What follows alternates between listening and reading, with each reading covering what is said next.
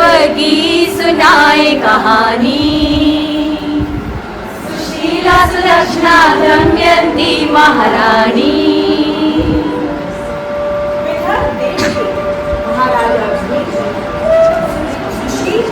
सुलक्षण सौंदर्य से परिपूर्ण राजकुमारी दमयंती के स्वयंवर में स्वागत है आप सभी देश विदेश से पधारे शूरवीर राजाओं का। देखो देवी, ये है गुणों से परिपूर्ण मगध देश के राजा, लावण्य रूपी अंग देश के राजा, पंग देश के शिरोमणि सरताज, सुकुमारपुर के राजा दधीपन, नाट देश के परमवीर, सुंदर है वो। अयोध्या नगरी से राजा निषद के दोनों ही पुत्र पधारे हैं। ये है राजकुमार कुबेर, इन्हीं के ही ज्येष्ठ भ्राता राजकुमार नल। कामदेव सारो न्याय नीति से भरपूर, नर को माना से प्राण अधिकारी। दमयंती मानो चाल चालनी, माना एक दूजे को जीवन साथी। आओ सतीत्व की सुनाए कहानी। सुशीला सुलक्षणा दमयंती महारानी। करीबगंज से यथा समय महाराजा भीम ने वर वधु को कुंडीरपुर से विदा किया। महलों को दूर छोड़ घने जंगलों से गुजर रहा था। रात्रि का अंधकार बढ़ रहा था। गहरे अंधकार में साथी को भी कुछ सूझ नहीं रहा था।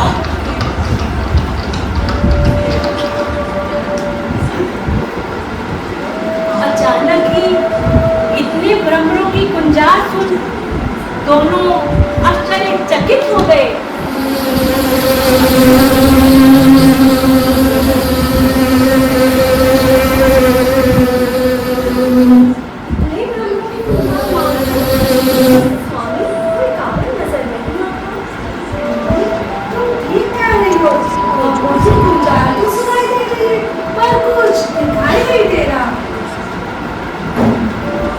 तभी दमयंती ने अपने मस्तक के अंगराज को साफ किया और चारों ओर सूर्य के समान उजाला फैल गया।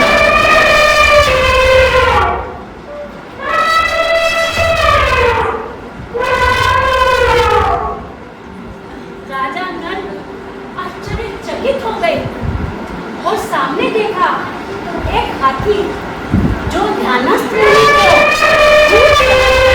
अपनी कृपाल से पकड़ रहा था।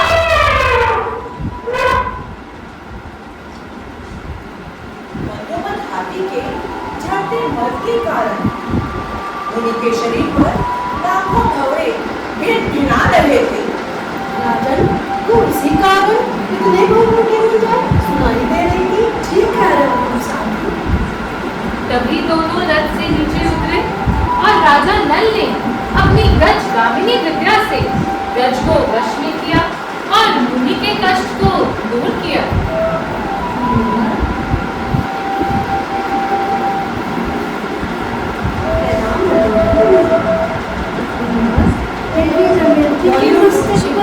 आवाज समान बनी कैसी है? पूर्व में उपासना की जैन धर्म की, भाभी तीर्थंकर भगवान शांतिनाथ की, 500 आंगल की उग्र तपस्या की एक बार पुष्पना में चढ़ाए रतन जड़ित तिलक और 24 भगवान की पूजा की बारंबार।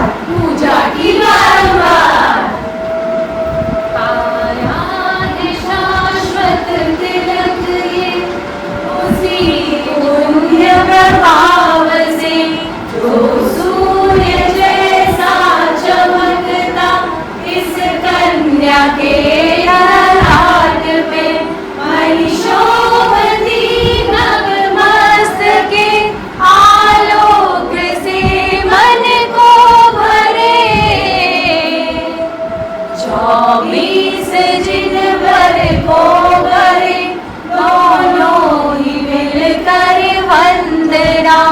24 जिनवर को करे दोनों ही मिलकर वंदना।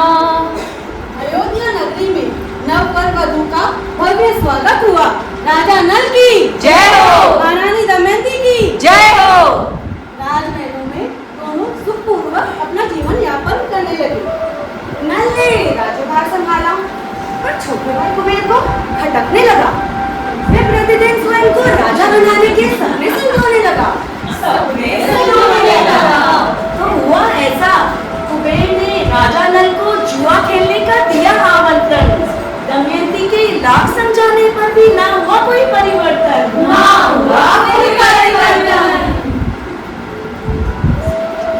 कुबेर की भूखता के आगे नल के पासे उल्टे पड़ने लगे। तिजोरियों को ताले तो क्या, तन के आभूषण भी उतरने लगे। राज्य, नगर, गांव तो क्या, अंतःपुर की रानियों को भी एक एक करके हार गया।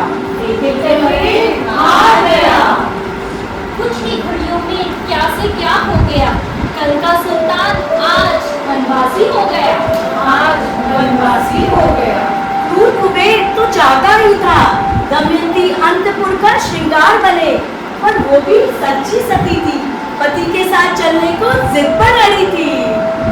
दुखी प्रजाजन भी आंसू बहाने लगे और वो सब अपने राजा के साथ जाने लगे।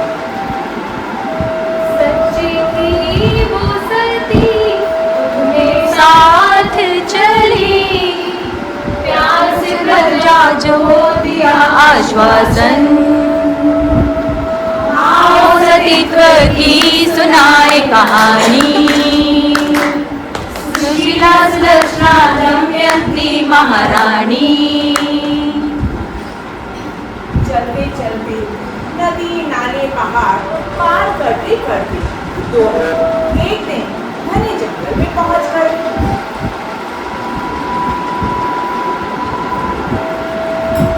थके हारे थे, रूखे सूखे फल खाकर लता गृह में विश्रांति के लिए ठहर गए।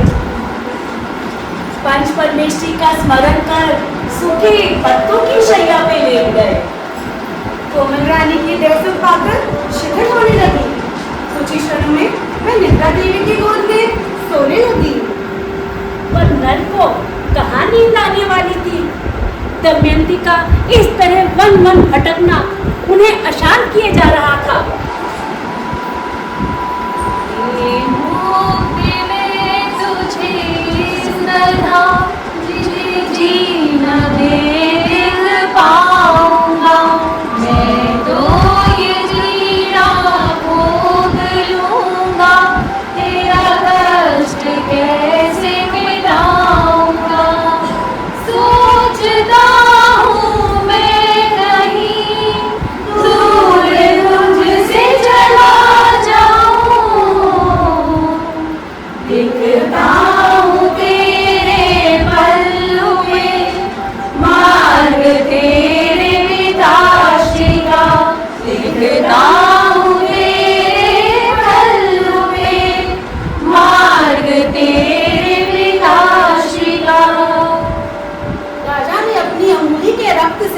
दमयंती के पल्लू पे उनके पीहर का मार्ग लिखा और अंधकार की चादर ओढ़कर विलुप्त हो गया।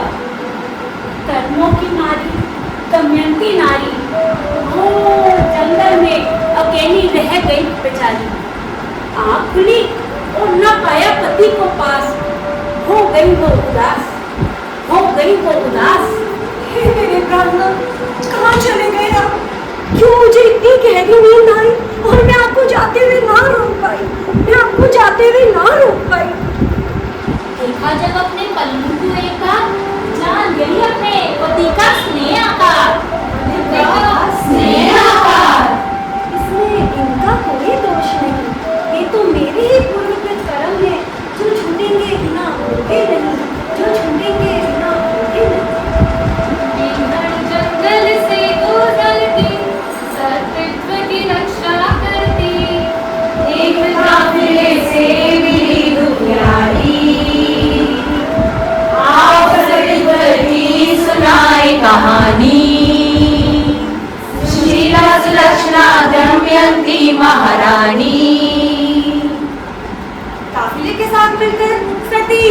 पड़ती रही, पर इतना सा सुकून ही रास में आया। समय ने पलटा खाया और एक भयानक राक्षस सामने आया।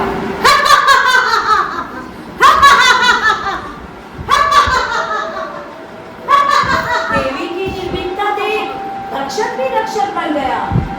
सुरक्षित गुफा का मार्ग दिखाकर वो भी विलुप्त हो गया। सती ने वर्षावास में कहना ही उचित समझा। जिन धर्म की आराधिका अपने धर्म पर अडिग थी, भगवान शांतिनाथ की प्रतिमा बनाई, प्रतिदिन पूजा करती, धैर्य और संयम से प्रभु के आचरण का पालन करती। आसपास के तापस भी प्रभु से जिन भक्ति का उपदेश सुनने लगे और भक्ति के मार्ग में जुड़ने लगे। शतखंडना विजयी बनीने चक्री पलने पावता, षोडश कषायों परी हरिने सोलमाजीन राजना, चौमास रहित गिरिराज वर्जे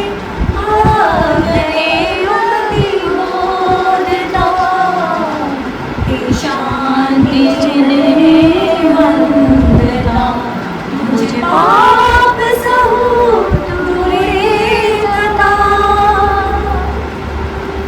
देखते ही देखते जंगल में मंगल हो गया। देखते ही देखते तापसपुर नगर बस गया।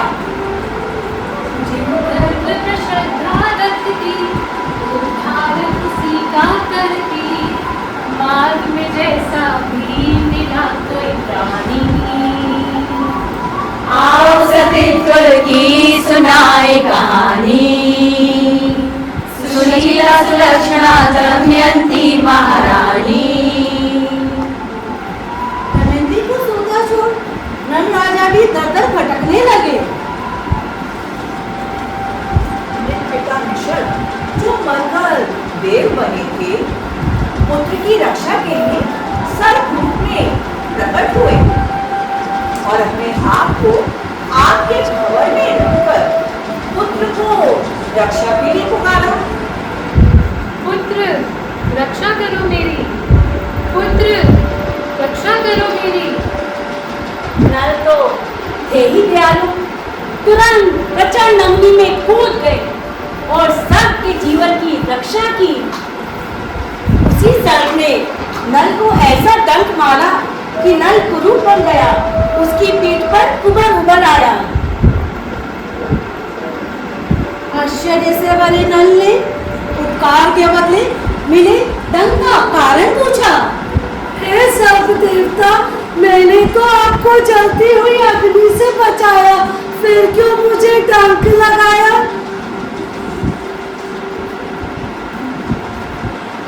हे पुत्र, तुम्हारी रक्षा के लिए तुम्हें यह रूप दिया गया, ताकि कुबेर एवं दुष्कर्म राजाओं से तुम सुरक्षित रह सको, तुम्हें कोई पहचान ना पाए। जब समय आएगा, यह नारियल तोड़कर खा लेना और यह आभूषण ग्रहण कर लेना। ऐसा कहकर सर्प अंतर ध्यान हो गया। दुर्भाग्य के मारे नल ने भटकते भटकते महाराजा दधिपन के राज्य में शरण ली और स्वयं को राजा नल का रसोइया बताकर सूर्यपाक रसोई की कला से सबका मन जीत लिया। राजा नल तो शरण पाकर स्थिर हो गए, पर तपस्पुर में अकेली दमयंती का क्या हुआ? दमयंती का क्या हुआ? तापसपुर में रानी दमयंती प्रतिदिन प्रभु की भक्ति करती, संयम और शील से धैर्यपूर्वक अपने दिन व्यतीत करने लगी। एक दिन वहाँ यशोभद्र आचार्य जी का हुआ आगमन। उन्होंने काम के मार्ग छेदन पर दिया प्रवचन। देवी दमयंती ने भी पूछा अपने पूर्व का वर्णन। पूर्वभ में राजा मंगल की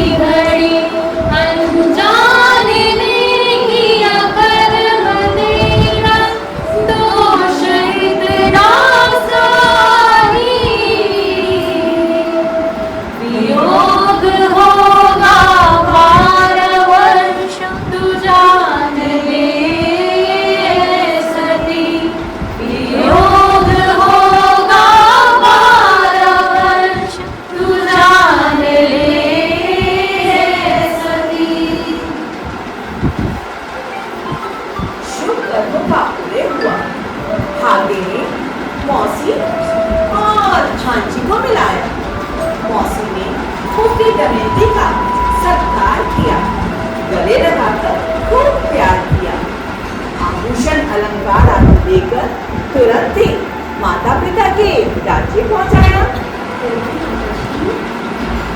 पुत्री को इस तरह लौटा देकर रानी फूट फूट कर रो पड़ी। हे पुत्री, तूने इतना कष्ट क्यों सहा? क्या तुझे माँ बाप का प्रेम एक पल भी याद न आया? पुत्री की सारी व्यथा सुन राजा भीम ने सैनिकों को चारों ओर दौड़ाया। गांव-गांव, शहर-शहर, नगर-नगर राजा नल का पता लगवाया। गुप्तचरों ने आकर बताया, चारों दिशाओं में राजा नल को खूब ढूंढा, परंतु उनका कोई पता न पाया। हाँ, सुनसुनापुर में राजा दधीपर राजा के राज्य में एक कुब्जा सूर्यपाक रसोई बनाने में पारंगत है और कहता है कि यह विद्या उसने स्वयं राजा नल से सीखी है। परंतु गुप्तचरों के अनुसार तो ये रसोईया कुरूप है और इसकी पीठ पर कुबड़ भी है, तो ये राजा नल कैसे हो सकते हैं? पिताश्री, ये दोनों विद्याएं तो आपके दामाद थे जाऊंगी। अब मानो या ना मानो, ये मेरे स्वामी ही है। बहुत समय से राजा नल का पता नहीं चल रहा है, इसलिए एक दिन बाद ही पुनः स्वयंवर रचा जाएगा। महाराज, आपको विशेष रूप से वहां पधारने का आमंत्रण दिया गया है। भला एक ही रात में कितनी दूर कुंडीपुर जाना कैसे संभव होगा? नहीं नहीं नहीं, ऐसा नहीं हो सकता। देवी दमयंती का पुनः स्वयंवर, मुझे अपने से ज्यादा उस देवी पर विश्वास है, परंतु इस बात की पुष्टि के लिए मेरा दमयंती से मिलना बहुत जरूरी है। पर कैसे? हाँ, मुझे अब अपनी अश्व संचालन विद्या का परिचय देना होगा। महाराज महाराज महाराज महाराज, मैं कल सवेरे ही आपको कुंडलीपुर पहुंचा दूंगा। जैसे होता है दूसरे को तिनके का सहारा, महाराजा दधीपर ने नल की सलाह को स्वीकारा और नल ने अपना अश्व प्रातःकाल सूर्य की किरण से पहले ही विदर्भ देश में उतारा। पर वहां स्वयंवर जैसा कुछ न देखकर दधीपर हुए उदास। दमयंती को पाने का विफल हुआ प्रयास। नल की मानस पर मानो संतोष सा छा गया। प्रियतमा को खोने का डर दूर भाग गया।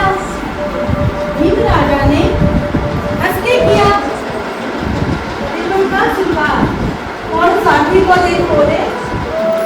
बहुत सुना है आपकी पाक विद्या के बारे में, जरा हमें भी कराइए सूर्यपाक रसोई का स्वाद। पूजे के रूप में नल तुरंत अपने कार्य में जुट गया और सबके लिए स्वादिष्ट पकवान तैयार किया। सती दमयंती भी भोजन करके तुरंत अपने पति को पहचान गई। जंगल में सोती हुई को तो आप अकेला छोड़ रहे थे, अब जागती हुई से कैसे स्वयं को छुपाओगे स्वामी? कृपया करके अपना असली रूप प्रकट कीजिए स्वामी। उचित समय जानकर राजा नल ने पिता द्वारा दिया गया नारियल तोड़कर उसका पानी पिया और आभूषण ग्रहण करके असली रूप में प्रकट हुए।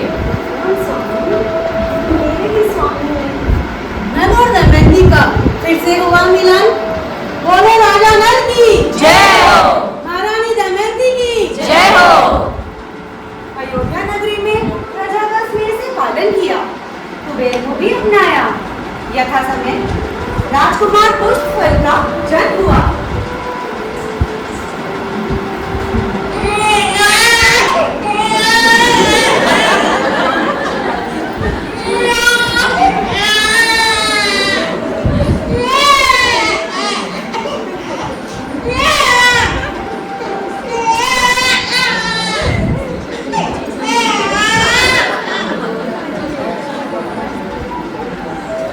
राजकुमार के युवा होते ही उसका राज तिलक कर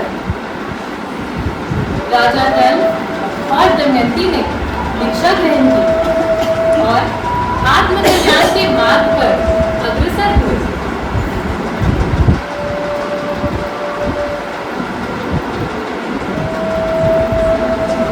मृत्यु पाकर दोनों ही उत्तर दिशा के देव एवं देवी बने।